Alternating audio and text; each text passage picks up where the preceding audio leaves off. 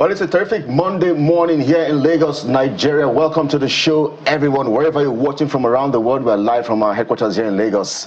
I am Kelly Egiga. Guys, good morning. Yes, indeed, Kelly. Terrific. After what turned out to be a terrific weekend. Welcome to your perfect morning starter. I refuse to be angry this morning, even though I didn't get the memo of Striped Monday. But Bukola Koka, blessed. It makes a lot of sense. I mean, well, at least your match sits without the stripes. But welcome to the program. Good morning and welcome. I'm Jeffrey Uzama, guys. What are you tracking? Well, so much to unpack, guys.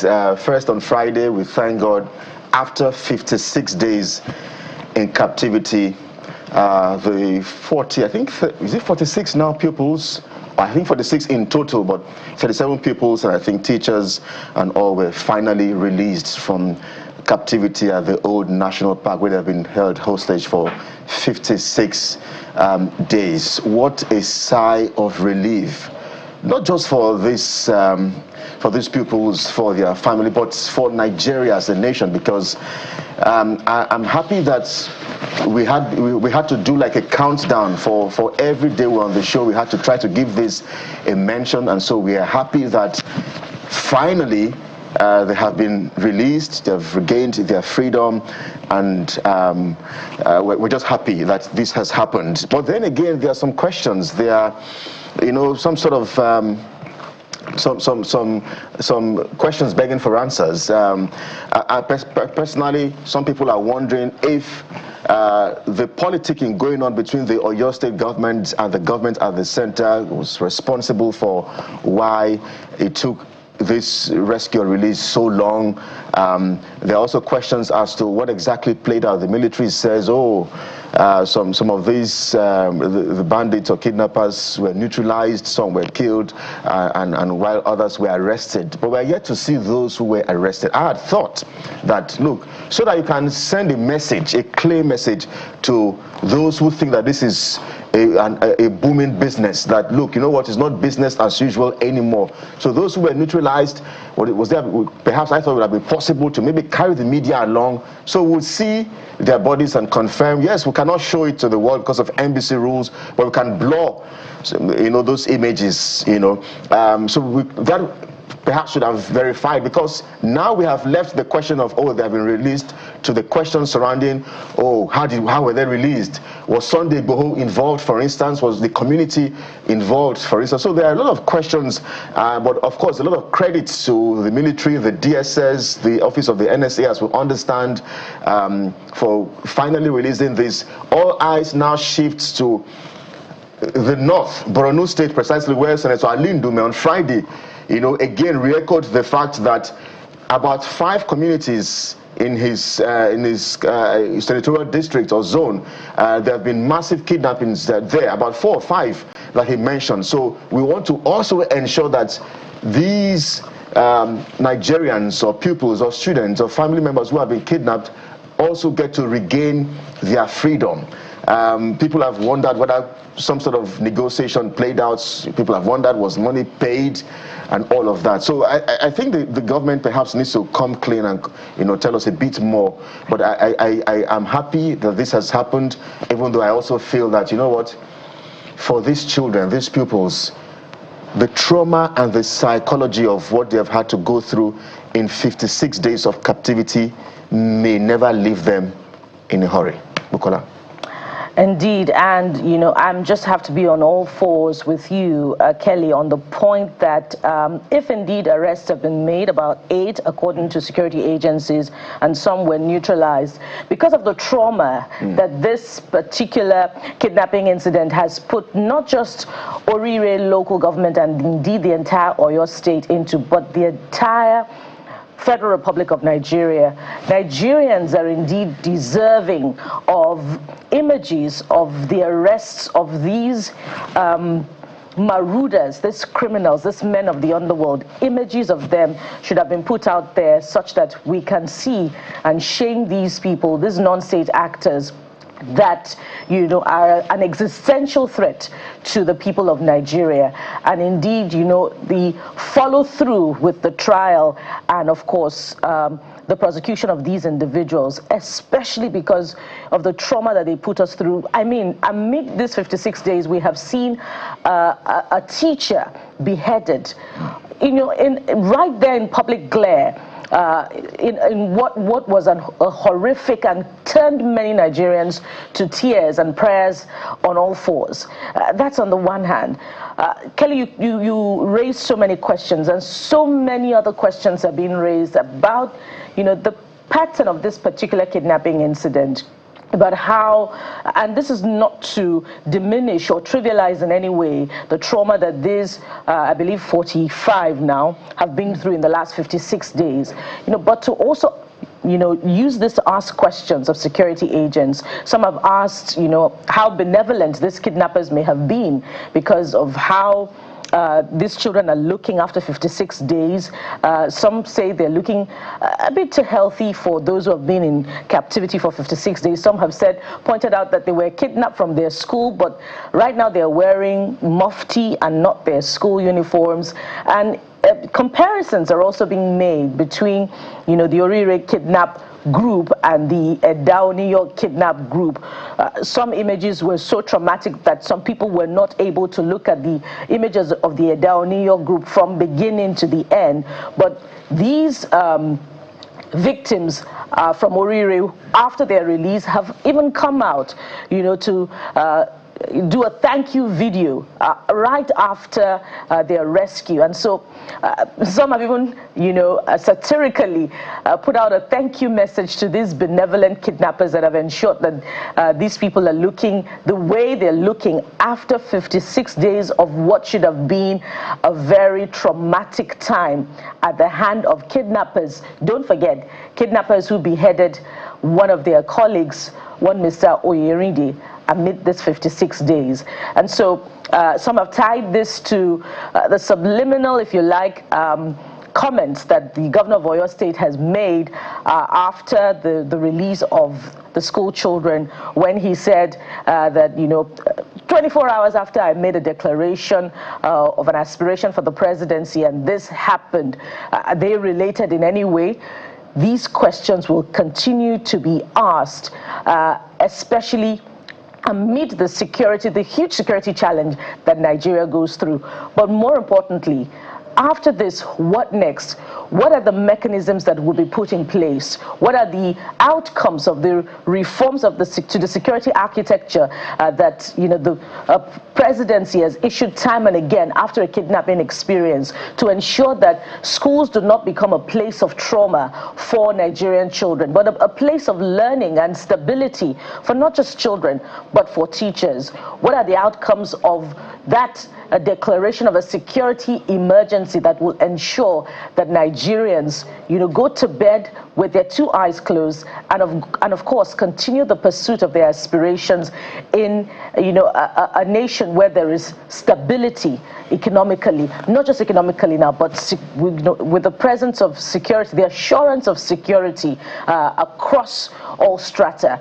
Those are the questions that will continue to trail stories like this, to ask for results of the simple, most basic provision, constitutional requirement of any government in place, the security of lives and property.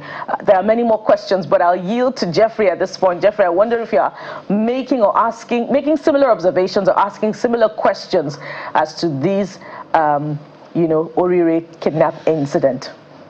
Well, mine will be to thank the security agencies, because when they mess up, when they exhibit excesses like we're used to with some of them, we go hard on them. We understand that some persons had to pay the ultimate price to see how this mission was accomplished. I mean, military officers, you know, other persons may have died in the process. So our thoughts and our prayers are with everyone who stood for the Nigerian state to say, not again, these children will not go the way of Chibok.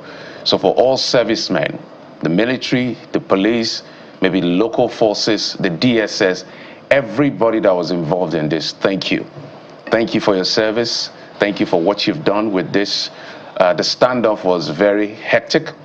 And if you understand how these things work, as soon as people are kidnapped, it's very difficult. That's why we advocate, don't let it happen in the first place. So for the men who lost their lives, we thank you for your service. We hope that the Nigerian state will do what is necessary to thank you for giving your life for the Nigerian state. And you guys have talked about the trauma. These children will have to live with this trauma for a very, very long time. For those who were arrested, who were lucky to be arrested, because the rule at this point should be, if you take up arms against the state, you should go the way of the sword. But if they were lucky to be arrested, let's give maybe the DSS or whoever is in charge of this another 24 to 48 hours to see whether they will be arraigned, and we'll begin to ask questions, because by now, we want to see them arraigned. We want to see the judicial process expedited, so that they will, they'll be found guilty, indeed, because, the law has to take its course. Whether they will appeal is a different kettle of fish, and at the end of the day, Nigeria should not be a playing field for criminals, for terrorists, and all of these guys who are doing these things. Now, the argument is, were they released, were they rescued? But it appears if there were casualties on our end, it sounds like a rescue to me than a release. But that, I read the statement of the president, guys. He said, these were his words: "Tonight, our nation has a reason to give thanks. The children and teachers abducted by Ansari terrorists in Oyo State have been rescued by our security forces alive and unharmed. No ransom was paid, no concession was made." That is always the position of the state. Whether ransom was paid or not, the state will never agree that it was paid. But more importantly, the children are back, the teachers are back. Let's not forget that a man lost his life. I've forgotten his name. The teacher. One of the teachers. Our thoughts and our prayers are with that teacher as well. So at this moment, yes, at this moment, we just want to appreciate the government for doing what is necessary. It's better late than never. What the government needs to now do is to ensure that this will be the last. I pray this should be the last mass abduction. We've said the issue around ease of mass abduction has to be curtailed. Things will happen, but people cannot just carry 200 people, 50 people, 30 people, 100 people. It has to stop, so that we don't lose teachers, we don't lose soldiers, we don't lose personnel.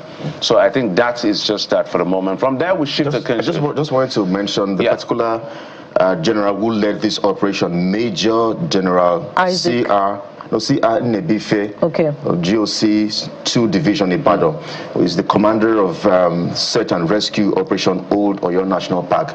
That's what has been confirmed as the person. I think he is from Anambra State. He led this particular operation. So indeed, Jeff, you're spot on. Commendation for him and his team. Yes. I also got some sort of insider information that another teacher died as well. And that's another insider information I also got, that another teacher, so apart from the teacher that was beheaded, there was another teacher who also sadly lost and just to quickly pay tribute to the general who lost his life during this rescue operation. According to reports, a certain General Ademe Isaac, who has now been interred in Adamawa State at a military cantonment in Adamawa State. Our prayers and our thoughts are with his family, the family that he left behind. And as Jeffrey has said, we do thank all the generals, all the security agents, DSS, we understand the police, and in conjunction with the members of the armed forces who embarked on this very dangerous operation that often underscores the concern around rescue of kidnapped victims, when military generals, and of course the government says that because these people use, the vulnerable as human shields, then it is very dangerous to embark on the operation. And so this underscores that particular point, and for this we're grateful, and we hope that the nation can show profound gratitude in measured action to families of these generals, and indeed those currently serving that continue to risk their lives for the safety of the rest of the nation. All right, so I know that the Oyo State governor had mentioned, without mentioning about the number of teachers that came back, it was short of 2. Yeah. So we're familiar with the one that was beheaded and all of that. Just maybe if we can do 30 seconds each. The president has now picked Shettima as his running mate for 2027. The point now is that it's another Muslim ticket that's going to generate a lot of controversy. So what we will say is that we hope that the day there will be, because this is a political arrangement, it's strategic for him. Election is about numbers anyway. So this is particularly strategic. So hope that the day there will be a Christian running mate, candidate and running mate, there's not going to be a problem. As a matter of fact, as somebody who works and who covers politics, I've also said that if President Bola Tinubu wins this election in 2027, I don't think 2 regions should have any business contesting for presidency, even though they have a right, for the sake of equity and fairness. Southwest should not come near presidency. Northwest should not come near presidency for at least 16 years. They should give turn to North Central, Northeast, and I think Southeast to have their turn, because Obasanjo, former President Obasanjo, did 8 years. Professor Yemi Oshibajo did 8 years as vice president. And if President Bola Tinubu does 8 years as president, I don't think the Southwest should have any business to run. In the name of equity and fairness, not numbers now. Everybody has a right. Former President Yar'Adua, former President Muhammadu Buhari, also from the Northwest. So, good luck, Jonathan. At least the South Side has tasted presidency. Let others also have a share. Nigeria belongs to all of us. That's all I'll say. Well, I imagine, especially because of a particular Northeast incident where, there was an endorsement from Mr. President sometime last year, I believe, and the name of the Vice President was not mentioned, that led to a ruckus within the rank and file of the APC and got every Nigerian talking. There must have been high-stakes politicking involved that saw the retention of the Vice President as, the running mate to the President, particularly from the Northeast. Some that we may not be privy to that may have gone on behind the scenes politically to ensure this particular retention. But Jeffrey, as far as who should be smelling the presidency or the seat of power is concerned, that argument will never end, and it may not necessarily always augur well for the politics of Nigeria, as we must continue to canvass for competence, because people would say that there is competency everywhere, but we must balance that with representation. And to that extent, some would say that some very minor minorities have not actually tasted the presidency for a very long time, or never indeed tasted the presidency. Maybe people from Akwa Ibom State, people from Cross River State, people from Edo State. We're talking about geopolitical zones, not even, just leave it at that. If you micromanage. PDP has Professor Sando. What I'm saying is that the argument could even go further down. That's what I'm saying. Yeah. When they now zone, and they could argue that it's just as valid as what is zonal. When they now zone it to you, can microzone to whatever you want. We're saying North Central, Northeast, Southeast. They should have a turn. After 16, the next 6, this is proposal for equity. Proposal for equity. Northwest and Southwest. If President Bola Tinubu retains 8 years, they should not go near the presidency for at least 16 years. Kelly. So that others can have a share. Okay, so I think I totally agree with you, Jeff, to a large extent. But my concern is that, is it ever possible to have a Christian ticket amongst any of the top 3 parties? If this, would I even fly at all if it were a Christian ticket? I give Mr. President a lot of kudos, because he's a strategist. Yeah, he's strategic. He's a master strategist. Whatever is going to take him or cost him to win, he knows how to win. Yep. And he knows how to play the game. And that's why sometimes I fault some of the zones, geopolitical zones, the Southeast. Sometimes I feel like that region is yet to understand how to play politics in this part of the world. That's what I feel, because that's what I think. And so I think other zones will have to learn, from people like President Bola Tinubu. This is solely about winning, because he has seen that with what the NDC has, and the ADC, Peter B and Kwankwaso, the Konkosia movements in Kano and some parts of the north. And then we have the ADC, Atiku, coming in with Amechi from the south. I'm not sure how much that will put. Atiku is, of course, another strong force in the north. So this is solely about winning. But if it were a Christian ticket, will that even fly at all? But because of just how sensitive that's a totally different. The strategy the president has deployed is a totally different one. It's not to strike out the Christian ticket of the other main contenders. He has put forward yet again, despite the criticism of 2022, 2023, he has put forward yet again another Muslim ticket. Guys, so totally it's a departure from the norm. Will it win? We'll find out in 2027. January is upon us already. The central truth about politics, for whoever cares to listen, when politicians sit down, it is not about who is more competent. It is about who can win. We'll go on a break. We'll be right back. Stay with us.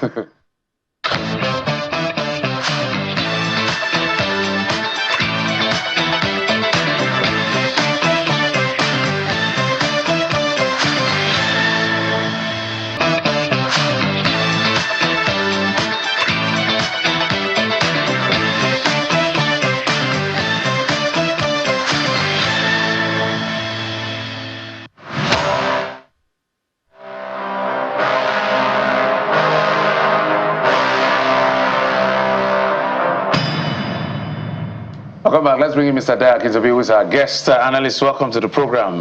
Thank God it's your Monday.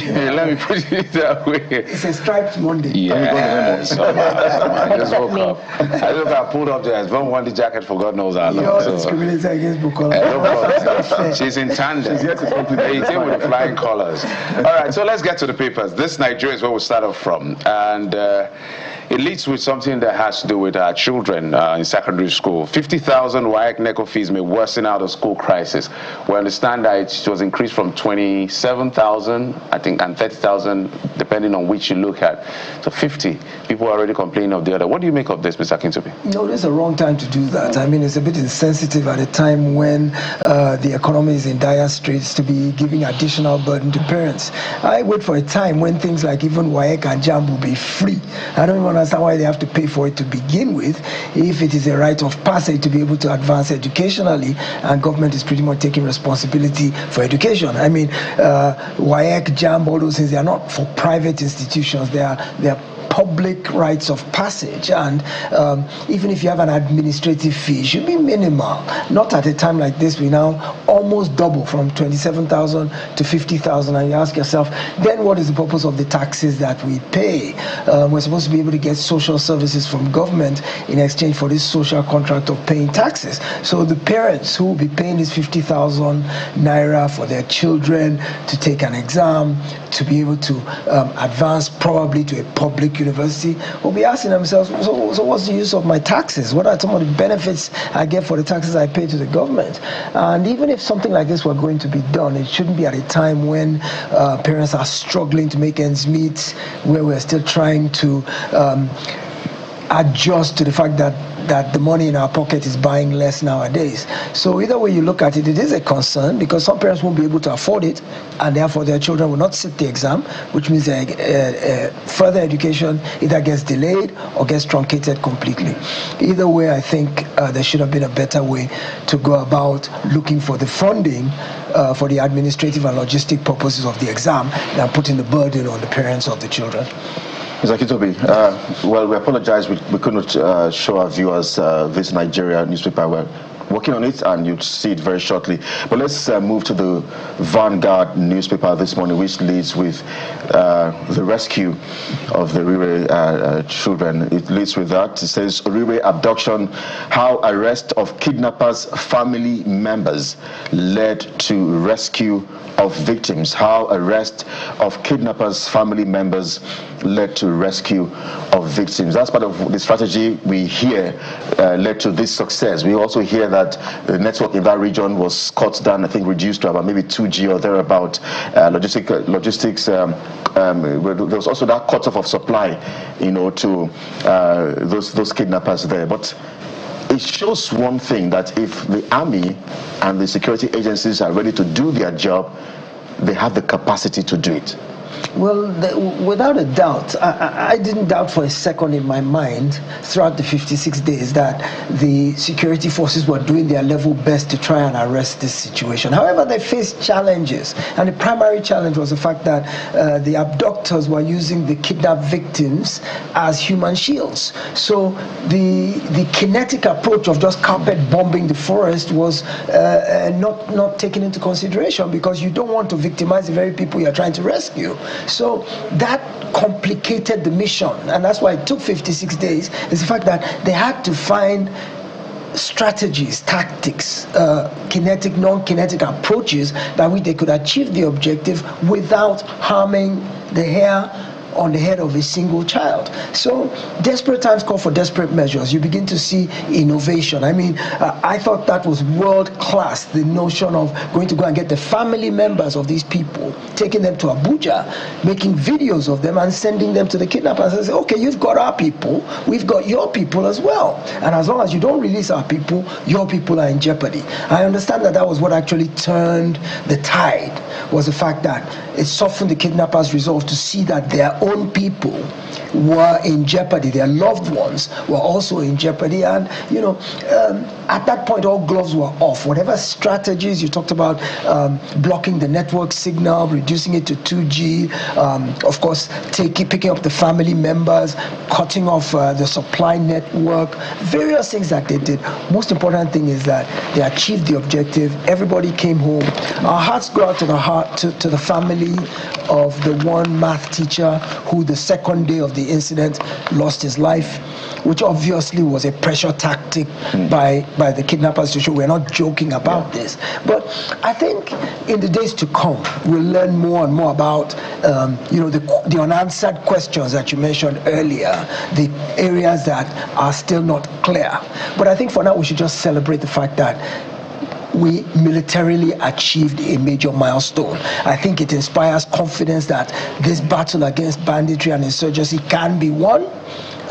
Once the political will is there, once the public is all, because I mean, we've had other abductions in the past, but this particular one hit home and it became a major public relations concern.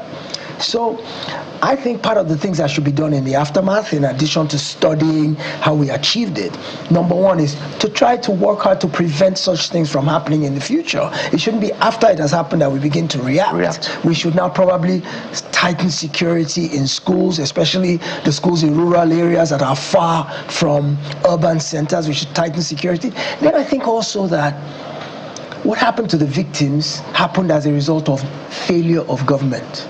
So I think government should take responsibility and compensate these people. Number one, what I would love to see is for the school to be renamed after that particular teacher who lost his life. I think the school he was abducted from should be renamed in his honor. I think his family, his dependents. We had another teacher also lost, there were two teachers who lost their lives from what we're hearing. Yes, but we haven't been made privy to the second one. Yeah. But the first one that everybody knows, that we actually saw the gory details of the beheading. And one of his offspring or his family members spoke yesterday and said, we're thankful that these people have been released, but somebody's not coming home, and our hearts are pained that we have had to pay the ultimate sacrifice. While we celebrate those who came home, we will forever be pained by the fact that our own didn't come home.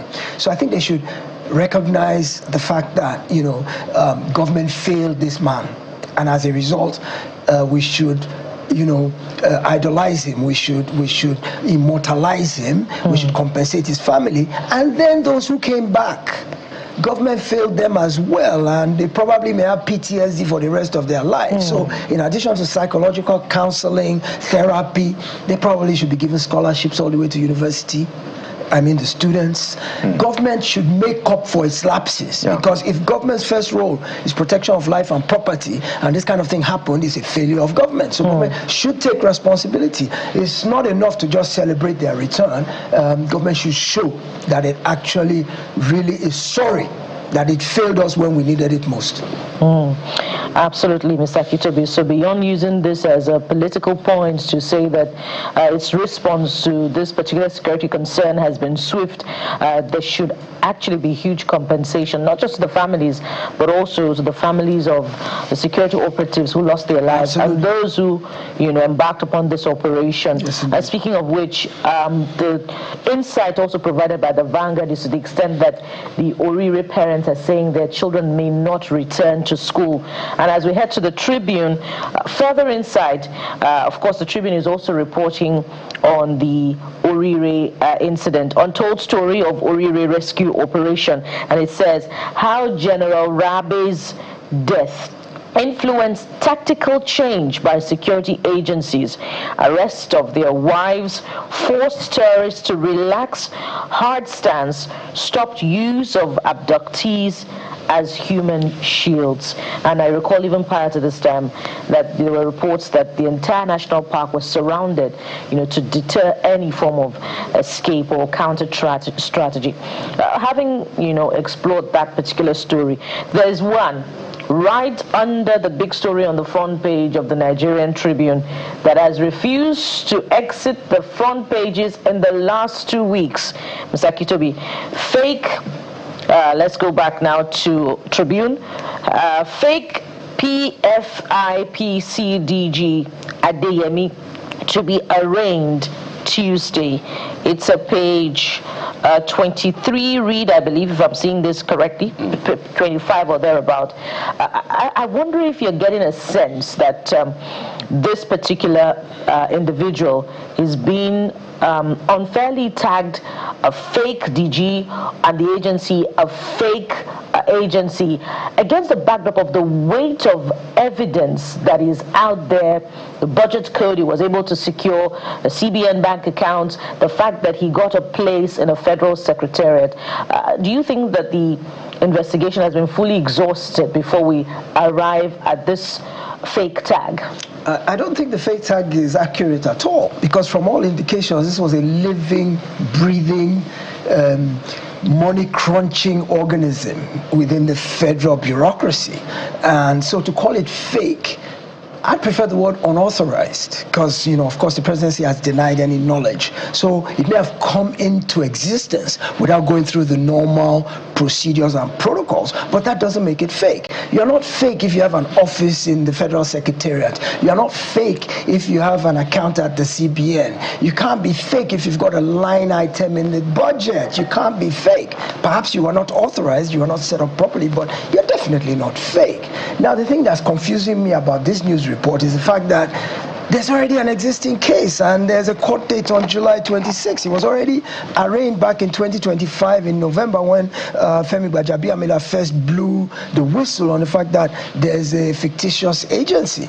So this arraignment tomorrow, is it new charges? I understand it's the ICPC. I don't know who the original agency was that's handling the earlier prosecution, but who is now arraigning him? What are the current charges? Are they different from what he was charged from before? Because if you remember, he was on administrative bail. He is even claiming he was in detention at the time when the budget was submitted, so he couldn't have played any role in influencing that line item for that agency in the budget because he was in detention. So he's been charged before. So what this new arraignment tomorrow is all about, I don't quite understand. But I think in terms of Bukola's question about is he being railroaded, is he being unfairly targeted, I think the courts will determine the truth of the matter. I know there's the federal government's position, there's Adeyemi's position.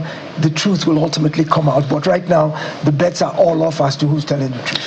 It's a delight to be, as always. Thank you. It's a pleasure to have you join us as always. We'll do justice to this. Thank you. Thank God it's Monday. Good morning, Nigeria. As a matter of fact, yes, a prof will be joining us. We're talking national politics. We'll be talking national security. We'll be talking about regional security. But let's give you a question of the day whilst we get ready to bring in Professor in a moment. Question of the day: what do you think was the biggest factor in Oriire's safe rescue? Swift security response, community efforts, negotiation, public pressure. So those are the options. We try to bring question of the day at least once or twice a week. So those are your questions. So you can respond via our WhatsApp number. I'm sure it's going to be more legible later. But let's take a break. We'll be back and we'll be joined by a professor who will help us understand what's playing out in our country. Stay with us.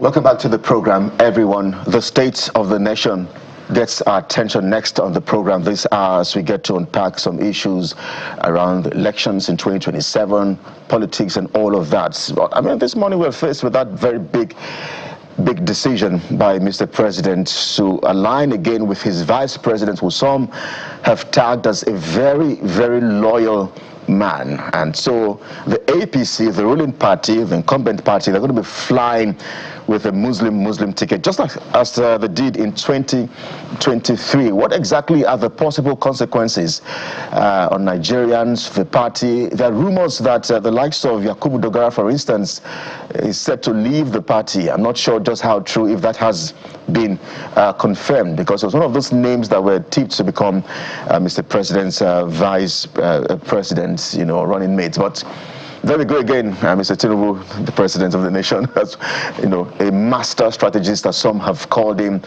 This sends a signal that it's about winning the elections in 2027, and who knows how to do it better than President Bola Tinubu himself. So let's get to see how this will play out. But is this perhaps fair to other regions of the country? For instance, we have laid the case as to some regions have tasted power, especially at that office of the president. President and vice president and all of that. So is this really fair for other regions of the country? Well, we'll get some perspective on the program this hour. We're joined by Professor Oke Ilechukwu. He's the Executive Director, Development Specs Academy, who joins us live on the program virtually. Thank you indeed, Prof. Just to also mention that Professor Ilechukwu is also a professor of Professor Ikechukwu, sorry. Thank you so much, Professor Ikechukwu, for joining us on the program. Professor of Human Capital Development. I hope I got that correctly. Thank you so much for standing by. Let's begin with this big decision by Mr. President to stick with his vice president as running mate, again flying that Muslim ticket. Prof. Well, yes, he has finally taken a position on that. There were concerns that he was going to choose a Christian, and I think some names were mentioned. Now that he's back to Shetima, I think it's more of a result of political calculations than sensitivity to public, sentiments. The issue on the table is simple. In a nation like Nigeria, the reason people are saying let the presidency go to the north or to the south or to southeast or south-south is because of the need to create some sense of belonging for all the various groups. Now, within the group, there are also other interests, and one of those interests is religion. And so it was felt that also, for a full sense of inclusivity, we should not have a Muslim ticket. Now, Tinubu rode on a Muslim ticket and won. And now he's riding on that again, maybe with some justification. Well, the world didn't come to an end the first time I did it, so why shouldn't I do it again? The other is, if you remove Shetima, his loyalists and some parts of the north are going to create problems for you, because whether you like it or not, Shetima has some good following. There's nothing so terrible he has done that cannot be forgiven, assuming he did anything. So let's do it again. But here are two things to consider. Number one, the fact of having a Muslim ticket running for the second time, for some people is a good sign. Oh, it shows that Nigeria has matured. For another is another indication of the dangerous politics of this government and this presidency. Remember that it's not just about Tinubu. The first president on the APC was Buhari. And you know that under Buhari, nepotism became the what do you call it, the water of life. all appointments and every other thing. Now, Tinubu has come on. He's also being accused of nepotism if you look at several appointments. And now to repeat this ticket, no, some people will say, no, they are not sensitive, you know. But here is a clincher we might need to ask about and consider. What has been the fate of Christians under the 4 years or 3.5 years of Tinubu? It was under his government that the government was accused of Christian genocide. And so I'm sure a lot of arguments will come one on the other side, but it will not amount to anything because it's a decision he's going to stick with. It's for those who don't like that decision to now mobilize, use it to anchor the belief that he's not sensitive enough, use it to anchor the claim that there has been Christian genocide under him, and then go ahead to make a case sufficiently strong and convincing to sweep him away at the polls.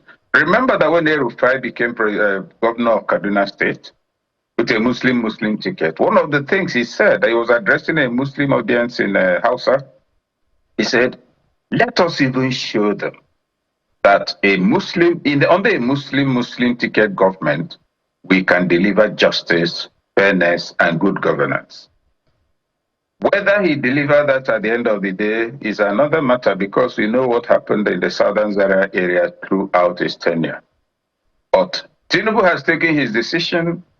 If the opposition believes that's a strong point and a strong reason to take up issues with him, what they need to do is simple, make it a campaign issue, present whatever evidence they claim they have.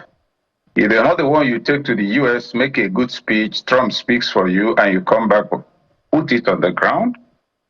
Prove it by getting the people who believe what you're saying, who have experienced it, to come out on that day and vote out a government they believe is against them. Besides that, every other thing will be semantics. We'll talk about it, we'll argue about it.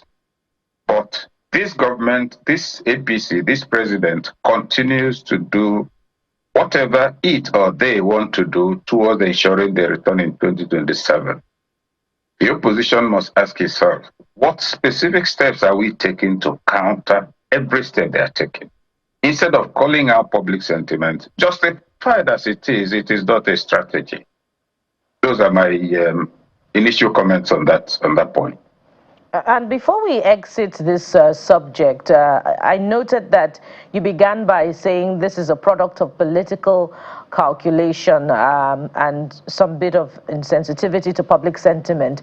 It's that calculation I'm particularly interested in, especially because in the last 3 years, heading into 4 now, towards the end of the first term of this administration, and amid the conversation on Christian genocide in Nigeria, many Nigerians have recalled the ties of the current vice president to non-state actors sometime back when he was governor.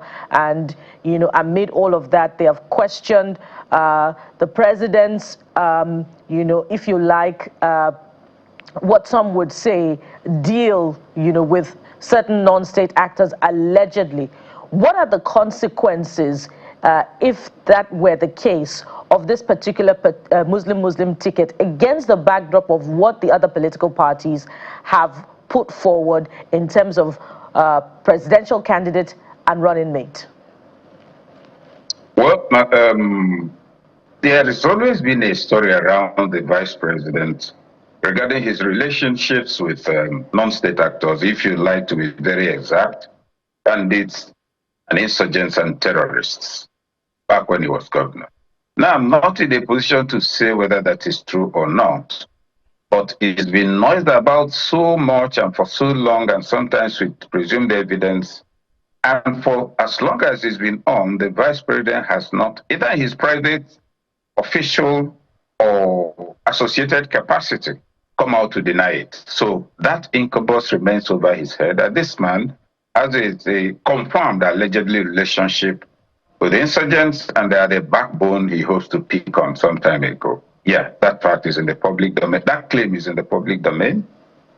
The other concern and claim is that Shettima has capacity for mischief. In fact, somebody used the expression devious, and that he can actually become a determining variable on how Tinubu will fare in the elections if he's thrown out. In the controversy about whether to retain him or not, some people drew attention to two things. Number one, when the new tax law was made, the northern governors rose and spoke against it. But that's not the fact that they spoke is not the issue. It's when and where and with whom.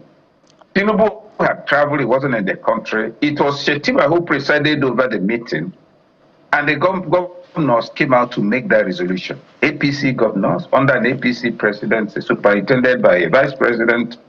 So he was accused of, treachery, being purely northern focused, among other things. That in itself, there ought to be enough reason to get rid of him. But bringing it now as it is today, the other candidates are not bringing Muslim or Christian tickets. It is for them to tell Nigerians why they must not vote for a Muslim ticket. It's not about moralizing. Imagine what they are doing. If you're selling food and I'm selling food, we're in a food stall, I don't need to go and be telling anybody that there's no salt in your soup. You already wrote on there, no salt. So people who don't want salt will not come to you. Now, myself, am I stating the ingredients in my own to make people avoid the salted stamp? The opposition is being armed with many things you can use to campaign against the APC, but it doesn't seem to be taking them up.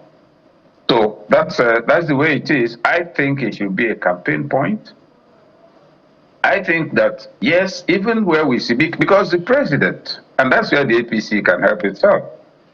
The president did not become a Muslim today or yesterday. He was a Muslim before he became governor of Lagos State.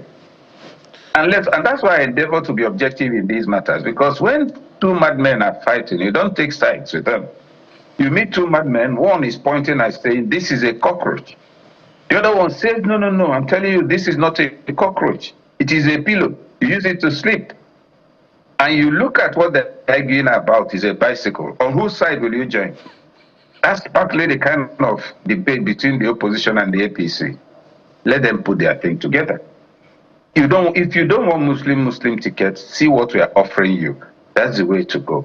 Right now, everybody's in the field. Let them fight with what they have. And I think APC is providing them with enough ammunition. It is not sufficient to say, look, no, we don't want it. Give reasons. We're not saying you're governing unfairly, but we're saying that Christians ought to feel that they belong.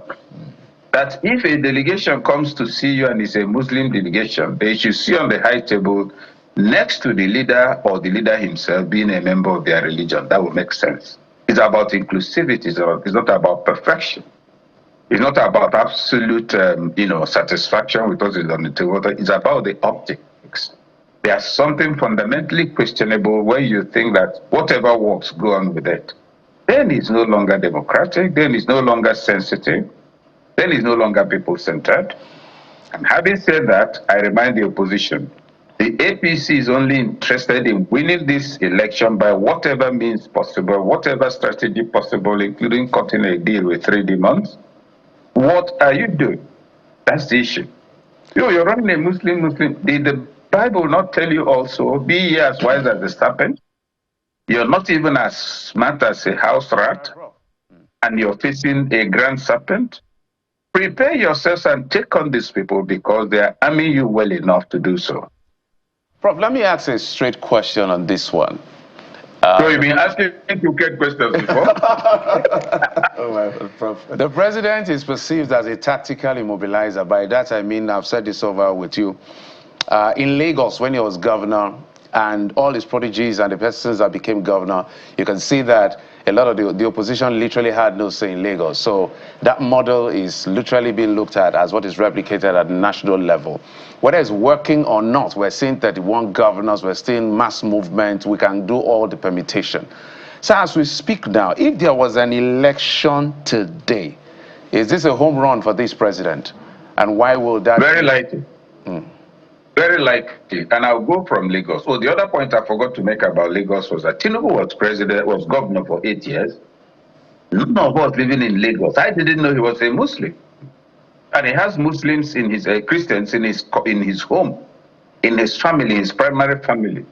So that's why I say APC also is totally incompetent in its communication. But having said that, The point I'm standing on is that there is no need whatsoever to have a Muslim ticket today if the government and those in leadership are serious about creating the right optics for a perception of the inclusivity. Now, your question is if there's an election today. No, about strategy. Somebody, I made a comment in one TV appearance on Arise, I think, and an acquaintance called me, that, look, Prof, I saw what you said on air. You said Tinubu is a master strategist. No, he's not. He's a terrible man. I said, listen, you must make a distinction between capacity and what it is used for. If I'm a very strong person and I come and I block the road, or I come into a supermarket and beating people up, anybody who stands in my way, I'm using my strength, which they don't have. If I have that kind of strength and I'm going around preventing a bully or bullies from bullying people, it's still the same strength. I've deployed it for good, I can deploy it for bad. Now, strategy is the ability to first understand the environment, note the challenges, take options to deal with the challenges, and pick the one that will be most successful and sustainable over time.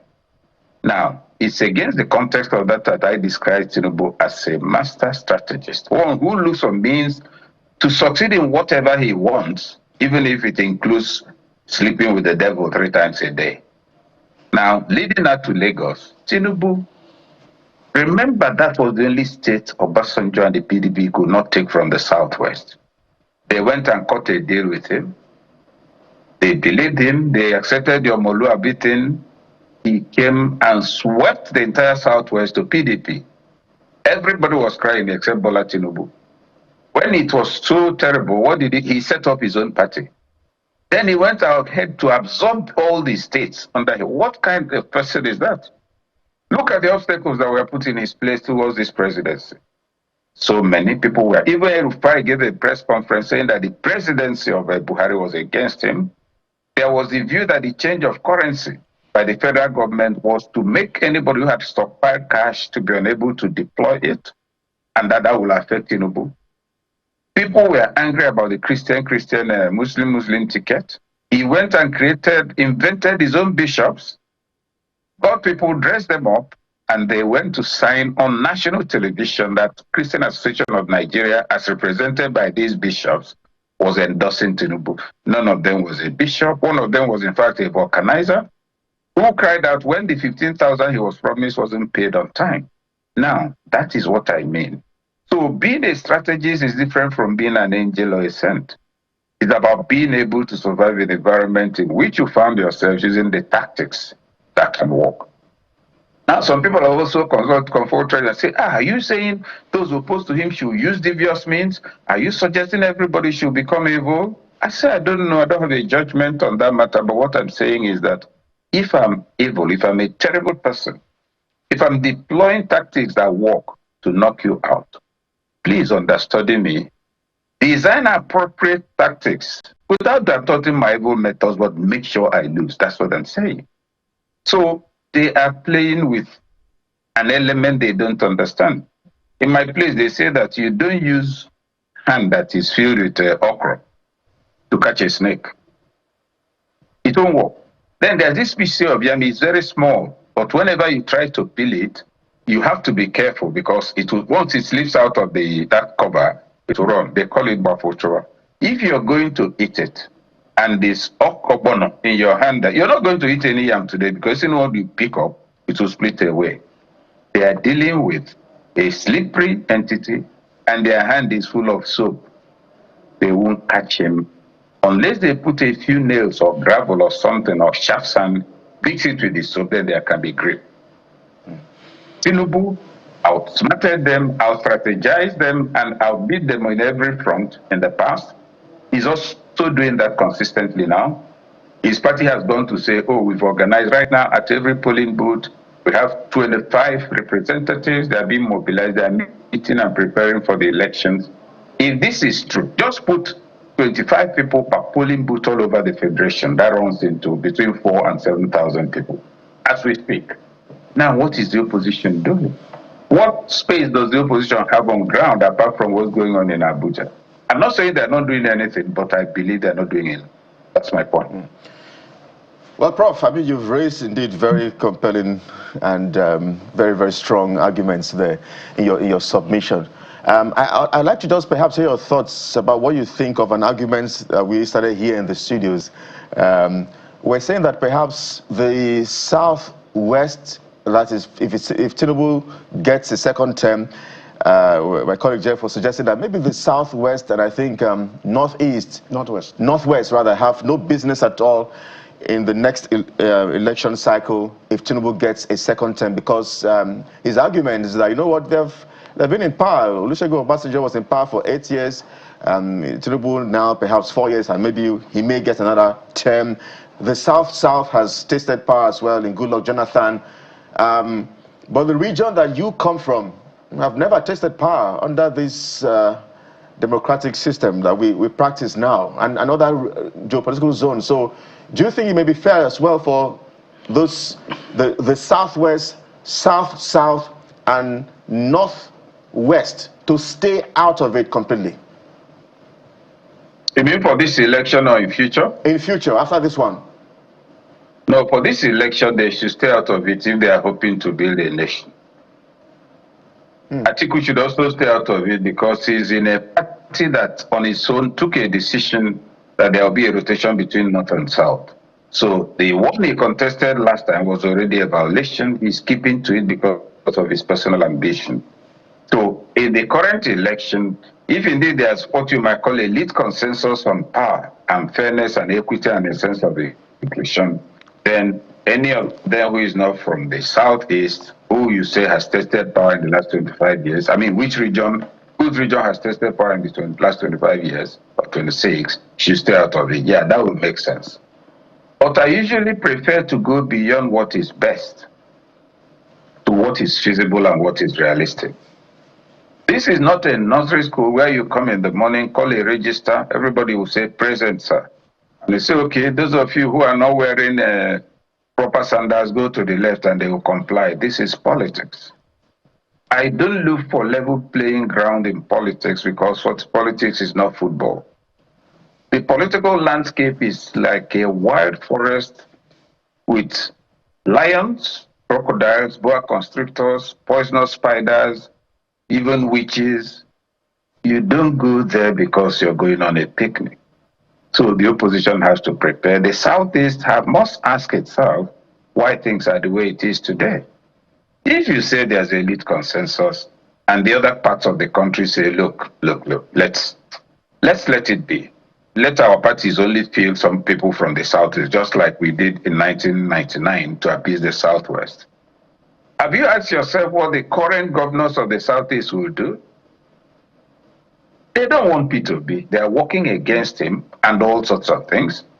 In the last election, I said to my friends and colleagues and all the obedience who were all talking together that all Buhari needs, all Tinubu needed was 25%. And he's already been guaranteed that. The two governors I spoke with have told me that, look, they need to deliver the 25% and go on, that they are not ready for P2P. All kinds of arguments were put in place. Now, if you get all the votes from the Southeast and give it to one person, it will not touch what you get from Kano. And that's why the alliance with Okwaso is very strategic. But I'll go ahead to add, and this is probably the first time I'm saying this in public.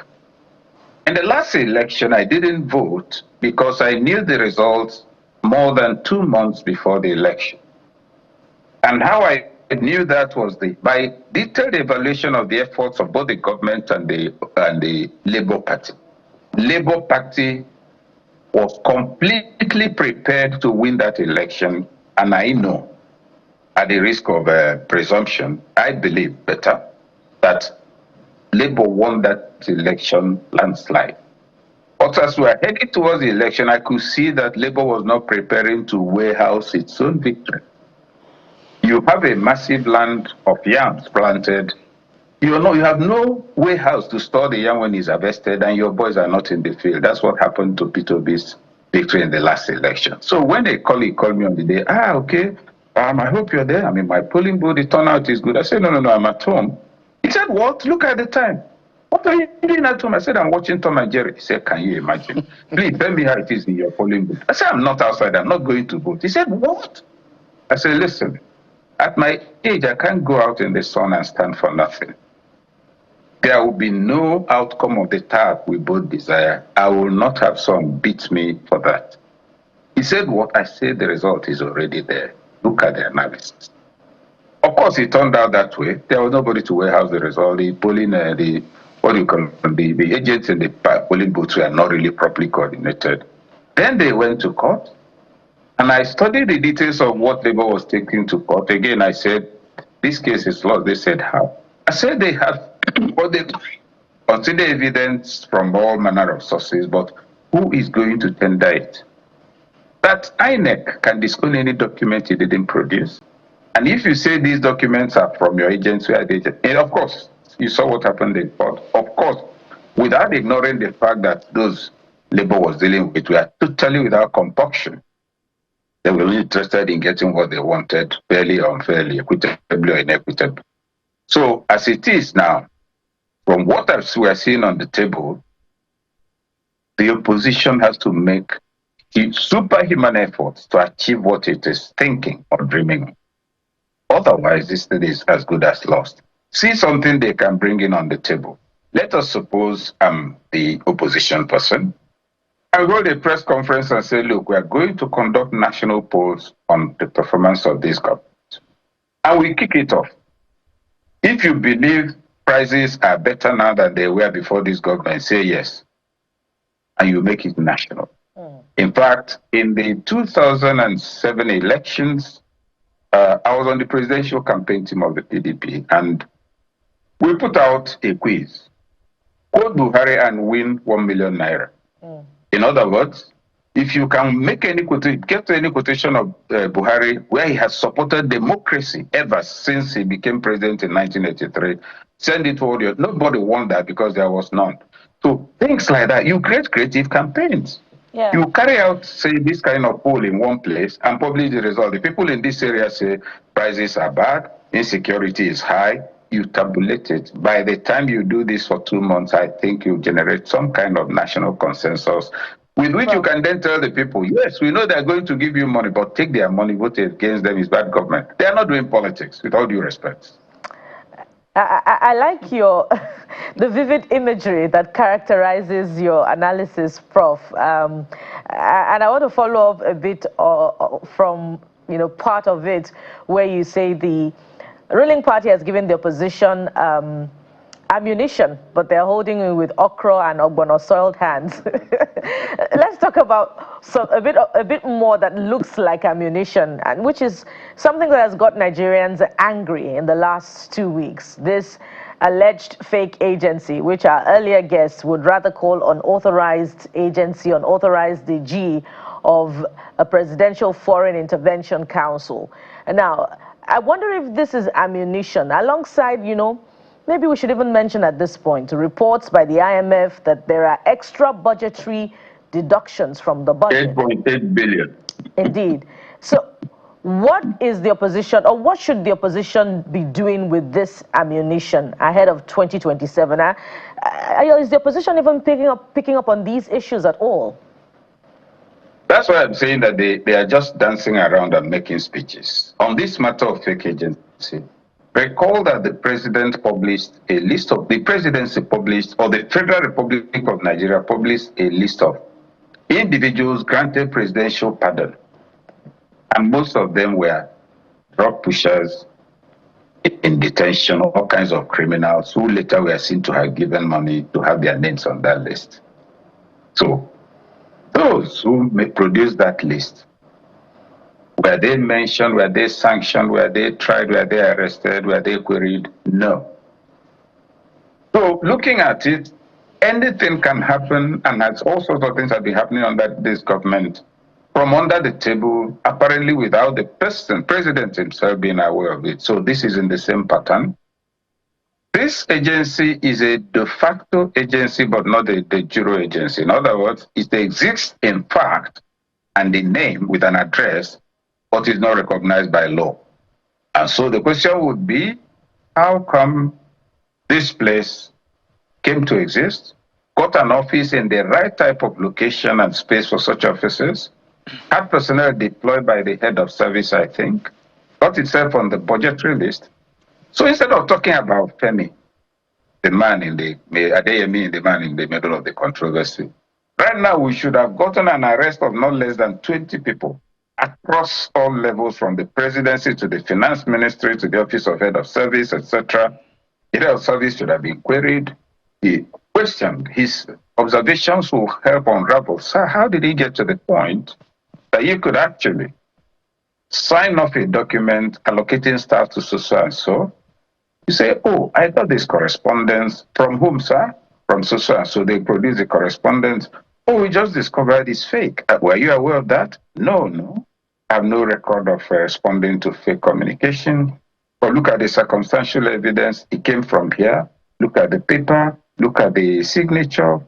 It turns out that this document was generated without the person whose signature is there being aware of it. Therefore, it's a forgery. I know there is a forgery. Now, through that, he gets exonerated.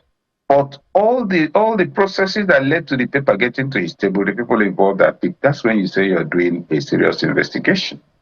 Then to get on the budget, we've had of padded budgets. We've seen under this government 2 different budgets. Of course, past governments have also done that across all the party lines. Now you move on to the question of 8.8 trillion. I think that's it. That was discovered to have been spent without official district. There is nothing new or strange in that at all. It's been in this sort of thing has been going on for as long as government existed, both military and civilian, and from you have authority, AIE. That's why you find that you get approvals. You go to collect the money, it's no longer there because it's been spent through authority to incur expenditure based on emergencies. But what you worry us is that this kind of money can be spent and the requests of ASU are not met. There's an increase in examination fees to 50,000. Nobody thought of saying, okay, find out the number of those who are taking WAEC, the cost of taking any of these exams for which you want to raise prices. The cost per student per annum is X number of billions. Let us pay the X number of billions. Let these children give it to the agency organizing the exam. Let these children write the exam without paying. No, those are not national emergencies.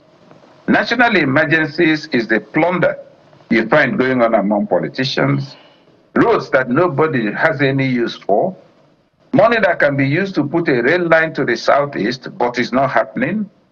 There are national priorities, all of which are just platforms for plunder and stealing. Those are the issues on the table. So the fact of that money, 8.8 trillion, true or not, shows you that we have our priorities wrong as a people. Our leaders, the government has told us how much more money now sent to the states because of the increase in petroleum products. Oh, they have money now. They are constructing roads. Please, roads are to be used by people who are alive. All right. Poor people cannot. Anyway, don't even let me go on. Well, Prof, indeed, as always, I like your arguments and some of the insights. These questions indeed are begging for answers, and we'll watch and see and wait and just get to see what will come out of the ICPC reports. Mr. President giving them a 30-day deadline. We're waiting to see the outcome of that report, even though we hear as well the police is set to arraign Adeyemi Matthew Adeniyi in court as well in the coming days. Well, almost thank you as always. No. Can I have another 20 seconds, please, just on this? All right, Prof. Yeah. Go ahead, Prof. All right. The fact that the case was already flagged, there was somebody charged to court last year, etc., already pulls the rug, in my view, from Adeyemi. Last year, not now. So assuming this whole prosecution thing began after the whistleblowing and all of that in 2026, I would say here they are trying to do a cover-up. So I think we should wait for the ICPC report. For Adeyemi spoke so boldly in response to Rajabiamila, and that some of us were saying, no, this man must have his facts for him to be this bold. But to now find out that there was already a matter in court at the instance of the law for enforcement authorities and all of that means that we should wait for the correct picture to emerge. All right. We have to leave you here. Professor Oke Ikechukwu is a professor of leadership and human capital development. He's also the executive director of Development Specs Academy. Thank you indeed, as always, Prof, for talking to us. Thank you. All right, let's walk you through again our question for the day. We are asking you, because we need your thoughts on this. What do you think was the biggest factor in the Oriire Save Rescue? We have 4 options there: swift security response, community efforts, negotiation, public pressure. Just the WhatsApp number there. Would you get to send us your exact thoughts? We'll get to take them just before the end of the program. It's our question for the day. What do you think was the biggest factor in Oriire's Save Rescue? And our question of the day helps us segue nicely into our next talking point, which is national security. And Mr. Dennis Amakri, former Assistant Director, DSS, joins us virtually this morning on the program. Mr. Amakri, it's good to have you on the Morning Brief. You may need to unmute so that we can have a constructive conversation. Thank you, Mr. Amakri. Yes, thank you. And thank so, you. Oriire is on the minds of the nation this morning. It's at the heartbeat, and the resolve of the security agencies, the synergy, the cooperation is being commended, whether it has to do with external factors or internal factors that saw, this particular strategy deployed. It's another kettle of fish entirely. But for you, what stands out in, the joint operation carried out somewhat by the agency which you served and in conjunction with other security agencies? What stood out for you, Mr. Amakri? Yeah, thank you very, very much. You see, we have gone through this a lot of times. Security agencies have been known to be operating in silos, where all of them were trying to satisfy the president, so to say. But 2 things happened. First of all, there was a reshuffle of the leadership. And then, of course, the second one was the operating procedure, or should I say, the security operations that later followed that reshufflement, whereby they now all agreed to work together. And then, of course, there's this fusion. We've been talking about fusion. We've been asking people to work together from all the services. But it's so unique in this particular operation, whereby they carried the security fusion to the field. And it was fantastic, and you can see how all of them contributed. If you have already got the procedure of what happened, in rescuing these kids. The intelligence and surveillance and reconnaissance, ISR was perfect from the DSS, and then of course the Air Force was there, and then of course the ground troops were there, and then there was this communication between all of them, and of course we had a successful outcome. So, Prof, I was in the same zone of say talking, Prof. Mr. Amakri, let's talk about what needs. I'm trying to look at the future beyond what has happened. We're grateful these children were rescued. We're grateful. We thank the servicemen, some who lost their lives in the process. But there are bigger issues in front of us.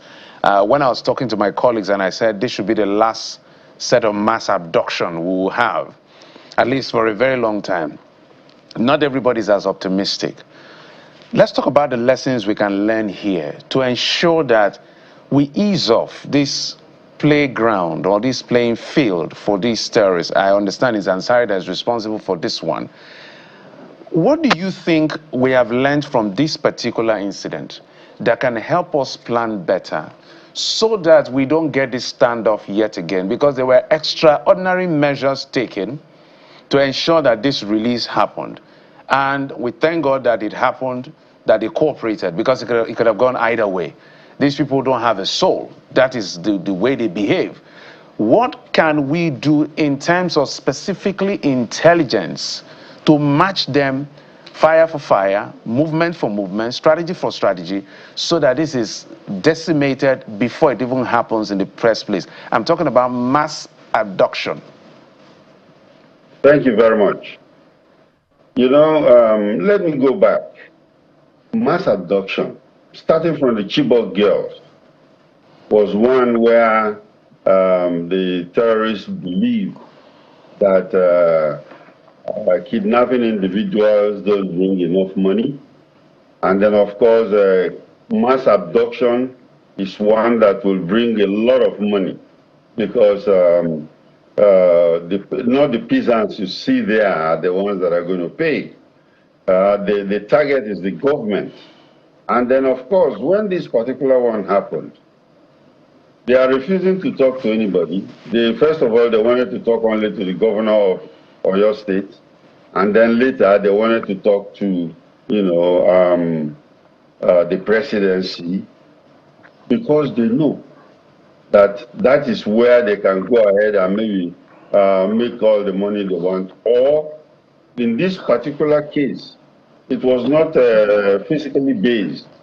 It was not money. It was basically an exchange. They wanted their leaders out. Their leaders, very, very important, critical leaders that are wanted all over the world, who are already in DSS custody, and some of them are being prosecuted, and those are the people they wanted. They were so desperate that what they planned was to show the country and the government that they are very, very serious. They slaughtered the teacher right in front of the cameras, you know, on social media, and sent it out to show that they are very, very serious.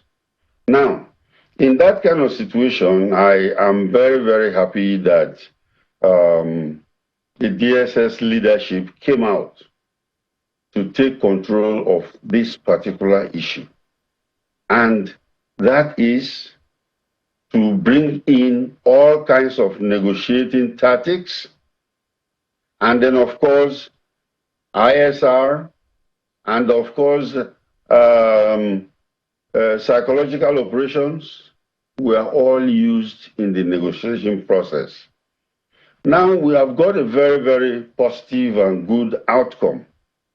Now, with that kind of outcome, it's a warning to other terrorist groups that are hanging around the country that if they are given the, you know, freedom to do what they did, then they can go from there to Borno. Of course, you know the situation in Borno now, where one of the big leaders there had been neutralized, Abu al-Maliki. And I want to make it very clear.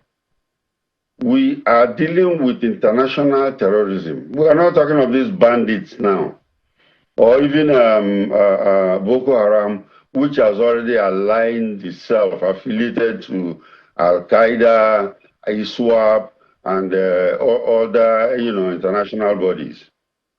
So this particular situation, this incident, has sent a warning. And of course, it is going to, you know, I think the terrorists are going to feel or think twice before they even think about school abduction. But while we are doing that, I would also like to throw in here that we should now start looking at our Safe School Initiative, the program that has been there since the Chibok girls, and then do something about it. Because we cannot believe that, okay, we don't want them to happen, then we go in, we are reacting. Let's be proactive about what is happening about terrorism in Nigeria. Mr. Bakari, so many questions running in my mind now to pour out to you. Because while we are happy that in Oyo State, those who were kidnapped for 56 days have been rescued, in Borno State, there are people who are still in captivity there. Yes. So I'm just wondering, for the communities where these kidnappings take place, especially in the north, how do you expect such communities to contribute to intelligence, especially without facing the risk of retaliation and the consequences that come with providing the government with information? Yes, yes, it's very, very important. Communities are very, very important when it comes to like rescues like this, or in fact fighting terrorism. What happened in Oyo State is a very, very good example. But we have to also realize, I don't know if you look, when you look at the video, that village called Oriire, it's a far-flung out village. They don't even have communication. They don't even, have good roads. So to communicate with, let's say the plan now is that you are going to have, we cannot cover all the ungoverned spaces, but you want to use community effort, and to do what you have to do. Then we have to think about,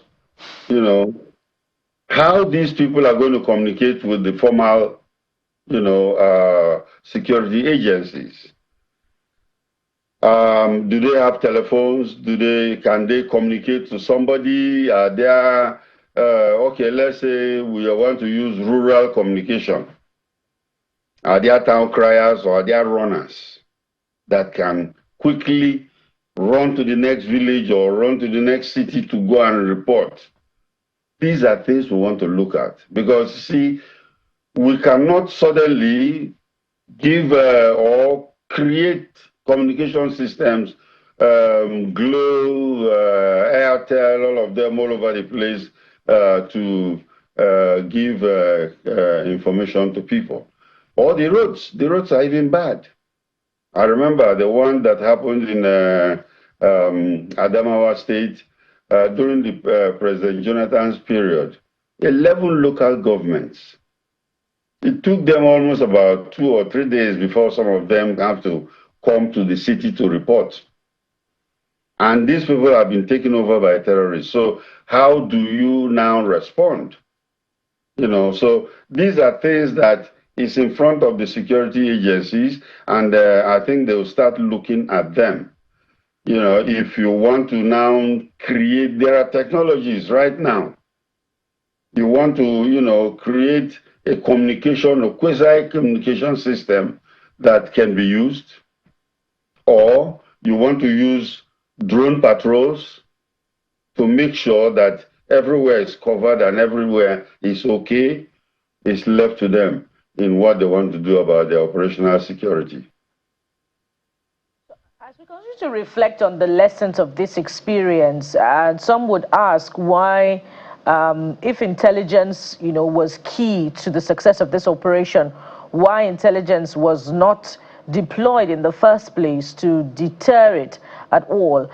And if we can relate this to what's happening in Plateau, where killings are still continuing, and even in Benue, what role do you believe that the DSS can play better in deploying intelligence for proactive rather than reactive measures? Because if killings are still continuing in these parts of the country, it then suggests that the killers are resident in those states and nothing is being done at this point. So how can intelligence be deployed? Thank you very much. You see, one thing we have to realize is that this fight against terrorism is asymmetric. And then, of course, even that's why we're saying that intelligence was very, very important and is still important.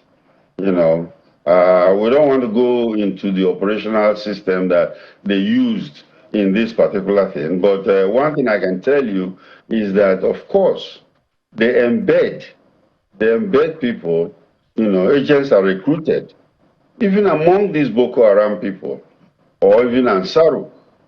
So if these people are there, communication can still be going on. And I don't know whether it could be timely because something could happen. And then, of course, if the operatives don't get the information immediately, it becomes a problem. So intelligence will be used and will continue to be used. And then, of course, we want to encourage the communities because we don't want to see it as a football match where the security people are fighting the terrorists and it is 2-1 or 2-2, they equalize, or 3-1 like that. We want everybody in the stadium hands on deck. So that is why we say when you see something, you say something.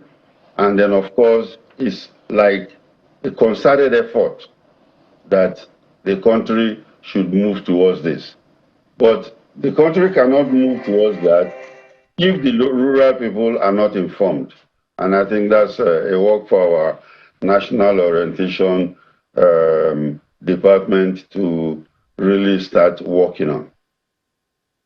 And we hope that there will be swift response to this such that we can tell better stories like Oriire in the coming days, sooner rather than later.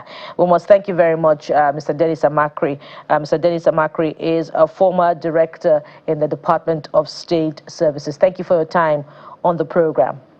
Thank you for having me. And let's refresh your memories yet again for our question of the day. And so we're asking this morning, what do you think was most effective in the Oriire release, safe release? Was it swift security response, community efforts, negotiation, or public pressure? And there you have it. The WhatsApp number for which you can respond is there, 091-340-4070. 091-340-40270. I'll take that again.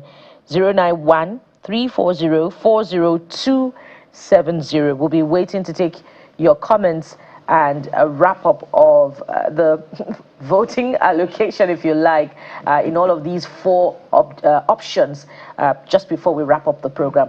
We'll take a moment now. When we return, we're not quite done yet with the subject of national security. Stay with us for more on this after this time out.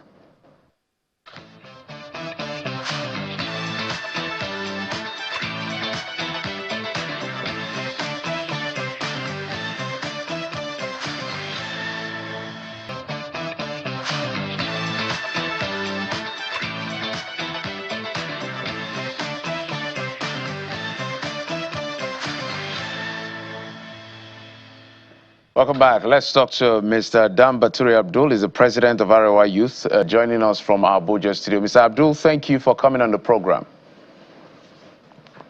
Thanks for having me. Whilst we celebrate and are excited about the release or the rescue of the Oriire children and their teachers, as well as commiserate with the families of those who have lost their lives, we have not lost sight of the fact that there are several persons in the north, especially Borno in this instance, who are still in the abductors' den. And we are also hoping we'll get this news that like we got in Oriire. And my question is, when we look at some of the things our nation is concerned about, poverty, out-of-school children, insecurity, for instance, the north bears perhaps the highest burden if you look at the data that is available. So the first question we always ask is, how do people live in those parts of the north? But my question to you will be, when it comes to this issue of persistent, unabating insecurity, it goes up and down. Do you think from somebody who is from that region, the region is angry enough to say, this has to stop? Yes. Your response, please. Okay. Okay. Thanks for having me. You see, if really we want to solve the issue of insecurity in northern Nigerians, we must have to look at the major factors that has been affecting our people, most especially at the local level. You see the high level of unemployment, you see the high level of uneducated people across the region is one of the major factors that has been affecting our people and our leaders, most especially our political gladiators, have neglected such factors that have been affecting our people. And like you said earlier, we must have to appreciate our security agencies, most especially the military, the DSS, and the President Bola Ahmed Tinubu. But at more, we want to call his attention as a father that our people in the north are still with the terrorists. Not only in Borno State, we have some other states like Katsina and Zamfara. Some of our people are still in captivity with the bandit.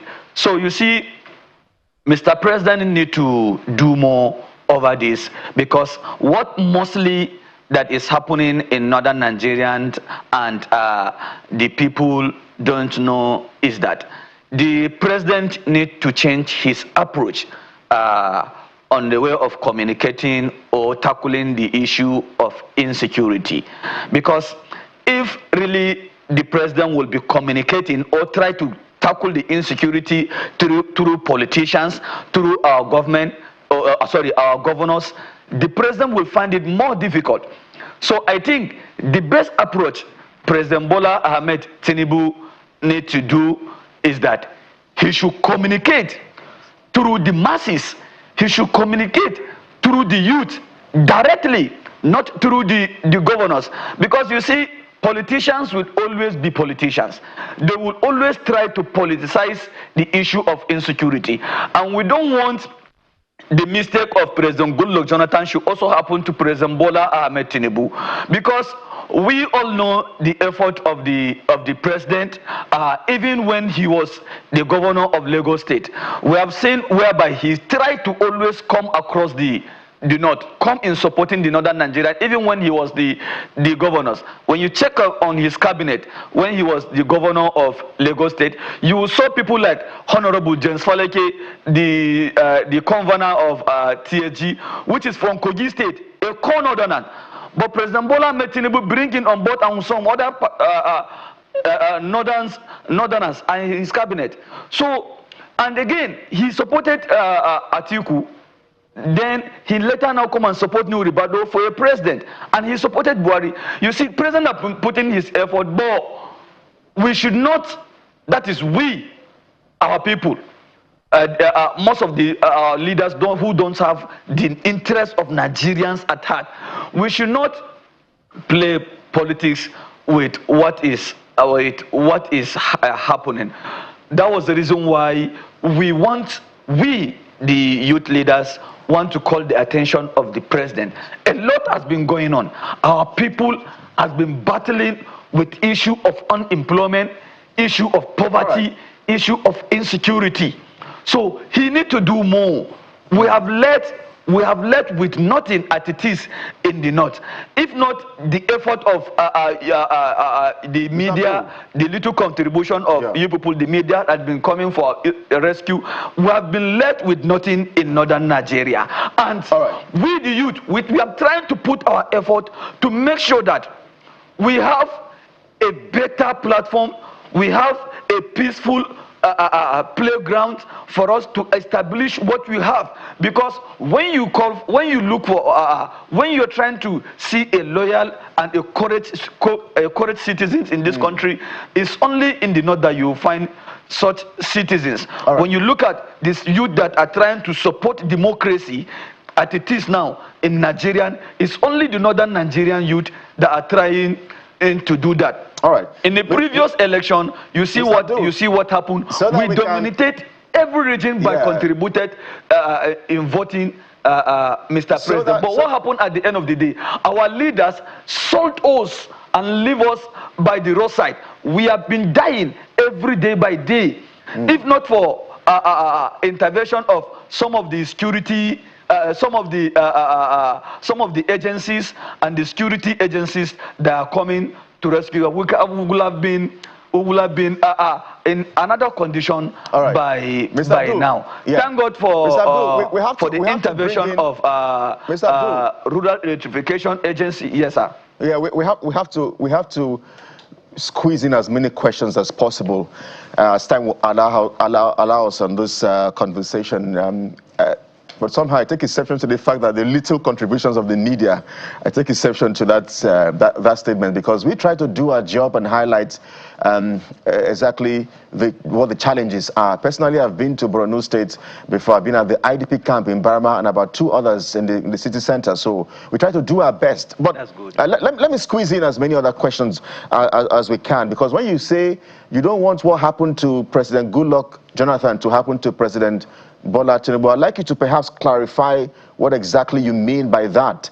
And then I'll also ask you, do you think that the North was safer under President Muhammadu Buhari, who was, of course, a military general?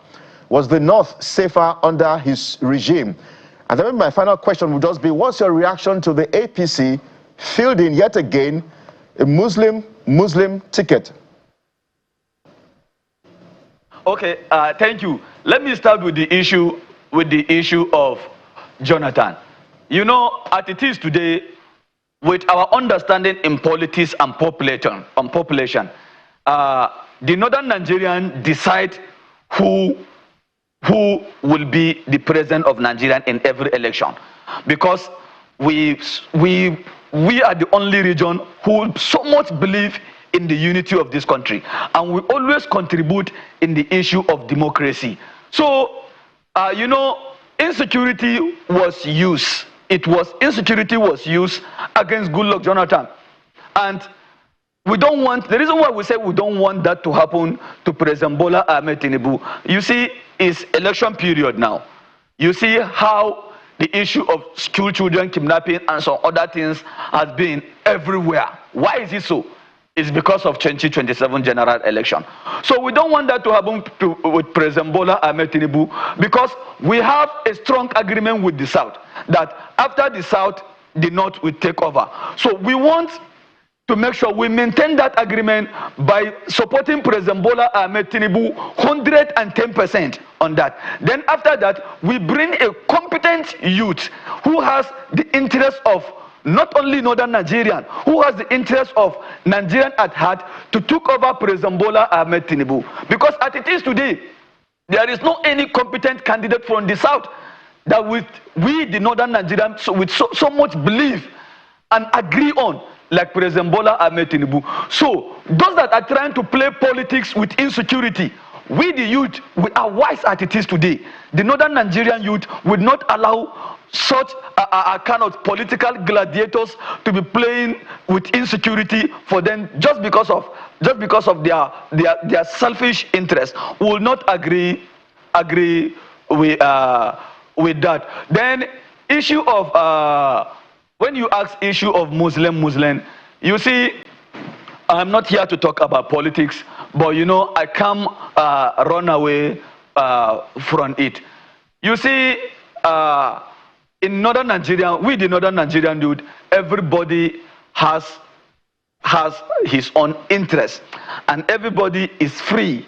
There's no compulsory that you must surely come out and vote Tinubu. No, we have other political platforms that everybody can go and vote for. But when you talk of issue of Muslim ticket, this is not the problem of Nigeria. Religion is not our problem. As I'm talking to you, the bandits are killing people in the north. The north are 99%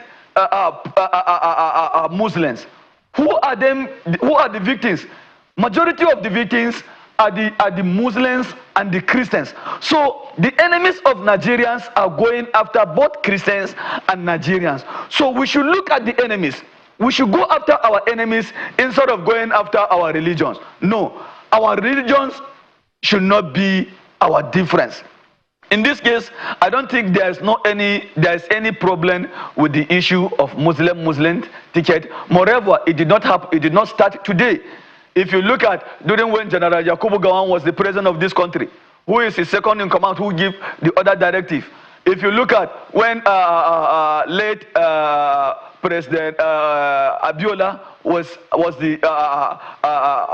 the candidate of when he was elected as the president, who was his running mate? Is still Muslim. If you look at when we voted that same Buhari and Tinubu in 2023, is still Muslim. But that should not be our problem. Our focus should be the enemies of Nigeria. Yeah. Our focus should be our bad leaders. But the problem we have today is our governors in the north. Yeah. And which religion are they? Majority of our governors in the north are Muslims. So it's high time for us to keep religions aside and focus on the interests of Nigeria and the north at large. Yeah, so Mr. Dambature, you know, your commentary this morning appears a mixed bag, and some would appreciate your point about how religion is not necessarily Nigeria's problem and the pattern of killings in the north. But on some other points, in your commentary, your submissions may just be seen as divisive when you say the north is the major decider in the, you know, power block determination in this country, and when you say that perhaps there's no other competent candidate from the south other than President Bola Tinubu, some would frown on that and look at, you know, other candidates who have thrown their hat in the ring and who are not just first-time runners in the presidency race. And, you know, another point that could be used to counter your submission would be that the north cannot successfully prosecute an election in the country without partnership across the Niger. But let's look at another important point that you have made this morning, and that is the fact that the president should not leave security to the politicians. Perhaps you should be more forthright about who the politicians are. Are the politicians governors? And I'd like to draw the Operation Safe Corridor program, for which reportedly Borno State is very involved in, with its own intervention seen in commentaries like, you know, taking repentant terrorists away from Giwa Barracks and Joint Investigation Center and helping them to reunite with the families, which some say, you know, poses a threat to the counterinsurgency operations provided directly by the armed forces. As a matter of fact, there are reports that some soldiers would not like to fight on the battlefield with repentant Boko Haram terrorists. From where you stand and your observations about the federal government and the Borno State government's, you know, Operation Safe Corridor program, how much of a danger is it to the battle against insurgency, banditry, kidnapping, not just in the north now, but across the country? Okay, thank you very much. Let me proceed by answering you on the issue when you said the north decide who will be the president. I can tell you that 110 times that we, the northern Nigerian, most especially we, the northern Nigerian youth, decide who will be the president of this country. The reason why I said so is, on election day, I give you this assignment, please make your research. On election day, you cannot see any northerners on the football field playing football. We all have our PVC, and we all participate in the election. Go and make your research, even in the previous election. So we decide who will be the president of this country, and we have done that, and we will always do that. And again, when you said I mentioned issue of there is not any competent candidate in the south. That is true. That is what we see. Everybody can see different. That is politics. But what we see is only President Bola Ahmed Tinubu that is competent. Others are content creators. It's not all about putting camera, creating things, or doing one or two things before you become president. No. Apart from Bola Ahmed Tinubu, we see with the Northern Nigerian youth see other candidates as content creators. Because before you become president, you must surely have to put structure. And like I said earlier, if you see the structure of President Bola Ahmed Tinubu, most especially what he has done in the north, you will be surprised of it. And we are proud of it. You look at what he is doing. Look at the security architecture of this country now. Look at the role of the chairman of Military Pension Board. Please make your research as a journalist to Military Pension Board. Go there now and see your research. Go there now and see what is happening. And again, look at what is happening with a rural electrification agency. You all know we don't have enough electricity supply in the north. But with the contribution of the rural electrification agency, we have been having some little development in the north. And again, look at the development of illegal mining's daughter trying to create security in the north. Look at what the civil defense are doing. It's high time we should. Just we're totally out of time. So I will take it that you're speaking as a politician. Absolutely, whether you agree with it or not, that is the truth, because you're taking a position on who is the preferred candidate. You've talked about the numbers, how it can sway. Yes, there's a very good likelihood, but only the North cannot decide who becomes president of Nigeria. But of course, it plays a key role because of the number of voting bloc it has. So that's to that extent. And then you talked about something else. So I'm told we don't have any time for questions. So is it not going to be comfortable if there is a Christian ticket? If any day happens, are you going to be comfortable with that as well?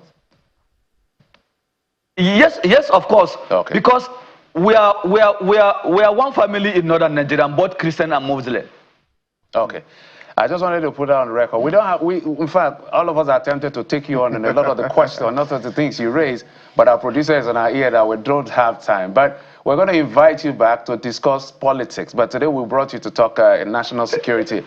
But thank you so much, Mr. Abdul. Is the president of the Oriire Youth. What's the full name? Is it Oriire Youth Council now? I want to be sure that I'm not making a mistake. Dambature Abdul, President Oriire Youth. Is that correct? Yes, sir. Absolutely. So we're going to invite you back, so we'll have a lot of time to talk extensively about politics. Thank you for coming on the program. I'll be waiting for that. Thank you. Absolutely. Guys, I know that you were itching to ask a lot of questions. But we know. Because he descended a lot of follow-ups also. Yeah, he descended into the arena of politics, but I don't want us to...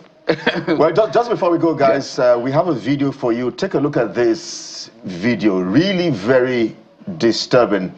A truck driver almost crashing into vehicles because hoodlums are insisting that he has to pay some monies. This happened along the Lekki-Ekpe Expressway here in Lagos State. Authorities were calling on you. This is a common sight actually, because it happens even somewhere around between the 1004 here on the boundary area of Beja as well. It happens just before you go into Lagos. We always see these hoodlums insisting that some trucks have to pay a particular fine or something. I don't know what that money is for. I don't know if it's levy or tax, but see one of the guys try to even cut or disconnect the brake hose there. I don't know if the guys they have an idea of what they were doing. A disaster waiting to happen, but somewhat perhaps divine intervention didn't happen, because the truck made a 360-degree turn as that pressure was being mounted on the driver to make whatever payment. There should be more discipline on the roads. Yeah, we hope that the authorities will get to it. But let's get to what you have been responding to. We did ask the question about the question of the day. So let's... Okay. we have Issa Olateju. Yeah, Bukola, you can take that one. Yes, we begin with Issa, who surprisingly writes from Ibejuleki, and you say... Coincidentally. Concerning the Oriire captives that was released, public pressure. That's your response. Thank you, Issa. Myriga from Sydney, Australia. Thank you for watching from that distance. Negotiation, said. My answer, negotiation. Okay. Abiodun Falodu says, for the biggest factor in the Oriire rescue, I feel it's the public pressure that forced the government to take the matter seriously. And this one from George, who writes in from Port Harcourt, says, public pressure and community efforts. Thank you for your comment. So let's take a look at the overall data. We try to aggregate all of them to see what percentage. So you have it. A lot of people believe it is because of public pressure that played a key role in making sure that the government and security agencies do their work. Negotiation 27 and the others, you can see the distribution across lesser numbers, but the biggest is public pressure. That means if a lot of people believe this, let's now switch this pressure to Borno State. So we're going to move this pressure to Borno State to say, look, because they are our people. No life is more important than the other. The others, Nigerians have a right to life. So whether it's happening in the north or south, we must put the same level of pressure to ensure that security agencies and the government do their job. Again, we would thank the security agencies for the safe rescue of all of these persons and those who lost their lives. Our thoughts and our prayers are with them. And so as we bail the cat this morning, we're calling on security agencies, the Borno State government and the federal government to work together to ensure the release of the victims kidnapped in Askira Uba and in other communities in Borno State. We want to tell this story before the end of this week that those victims have been released. Well, that's the show, everyone. Also, let's not forget Benue State as well, and somewhere in Plateau State as well, where we hear the attacks only just yesterday. That's the show, everyone. Sunrise Daily is next. I am Kelly Egiga. I'm Bukola Koka. And I'm Jeffrey Ozoma. Bye-bye.